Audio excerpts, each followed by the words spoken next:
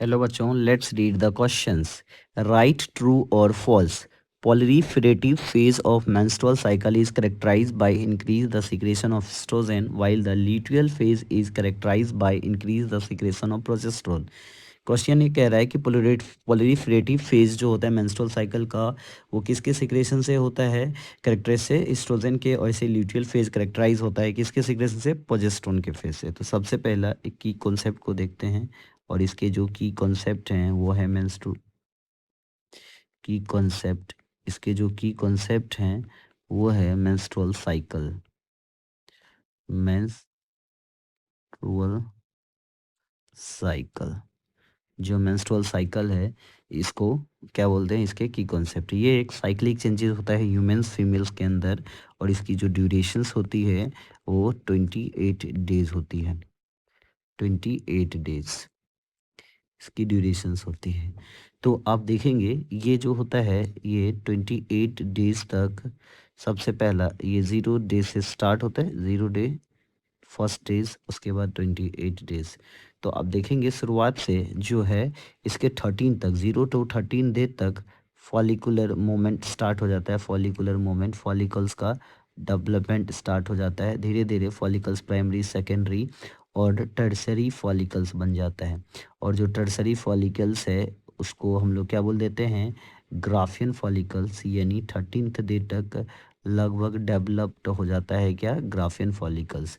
और 14th day, जैसे 14th day आता है, 14th डे में क्या होता है? जो ग्राफियन फॉलिकल्स था वो कैसा हो गया? रैप्चर्स हो गया, और उसके अंदर जो ओ एग्स होगा या ओ एग्स जो उबाएगा वो बाहर आ जाएगा. और 14th के बाद जो देगा, 14th डे क्या हो गया? ओवल्यूशन हो गया. ओवल्यूशंस हो गया. तो आपने देखा कि ग्राफिन फॉलिकल्स प्राइमरी से सेकेंडरी, सेकेंडरी से tertiary, finally pure graphene follicles बन गया. और इसको बनाने वाला यानी डेवलपमेंट करने वाला, यानी ये जो फेजेस चलने वाला है, ये है फॉलिकुलर स्टिमुलेटिंग हार्मोन यानी एफएसएच. फॉलिकुलर स्टिमुलेटिंग हार्मोन, ये एफएसएच की वजह से ऐसा हो रहा है. फॉलिकुलर स्टिमुलेटिंग हार्मोन क्या करता है? इसको स्टिमुलेट करता है. स्टिमुलेटिंग हार्मोन क्या करता है? इसको स्टिमुलेट करता है.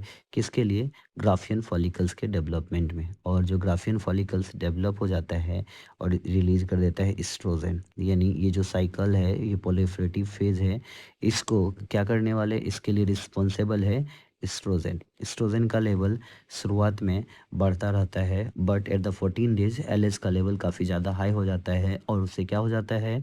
ओवुलेशंस हो जाता है. धीरे धीरे देखेंगे ये जो कॉर्पस ल्यूटियम बना, ये कॉर्पस ल्यूटियम एक डिजेनरेटिंग बॉडी है. इसका साइज धीरे धीरे छोटा होता जाता है और डिजेनरेट होता जाता है. तो जो 18 डे तक जाता है ये साइज छोटा होकर डिजेनरेट हो जाता है. और ये जो फेजेज चल रहे हैं ये कैसे हैं?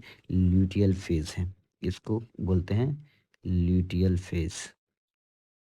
Luteal phase. और ये ल्यूटियल फेज में कॉर्पस ल्यूटियम डिजेनरेट हो जाता है, कॉर्पस ल्यूटियम ख़त्म हो जाता है. इसकी वजह से जो यहाँ पे धीरे धीरे प्रोजेस्टेरोन का लेवल भी गिरने लगता है.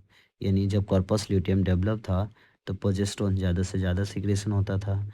धीरे धीरे जैसे कॉर्पस ल्यूटियम डिजेनरेट होना शुरू हो गया, कॉर्पस ल्यूटियम के डिजेनरेट होने से क्या हो गया?